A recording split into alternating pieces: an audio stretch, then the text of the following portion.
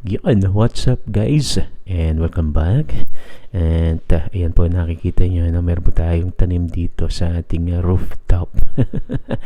Since dito sa Ria de Meira po talaga na magkaroon tayo ng gulay sa ating paligid. Kaya nag-produce na lang kami or gumawa na lang kami ng ganitong pagtatanim dito sa aming rooftop. Ayan, meron po kaming sili. Ayan. And of course, meron tayong kamote. I think ito, sili rin ito. Ito, kamote, ilang araw na rin po. I think mag-isang buwan na rin yan. At ito po yung bago nating sili. Transfer ko po yan. Pero mukhang natumba yung isa. At ito, ang ganda ng tubo. Ito po yung ampalaya. 2 puno po yan. Ayun yung isa. Ayun. Ayan, diba? Malaki na yung ating sili. And of course, ayun kamote. At ito, gusto ko to yung sili,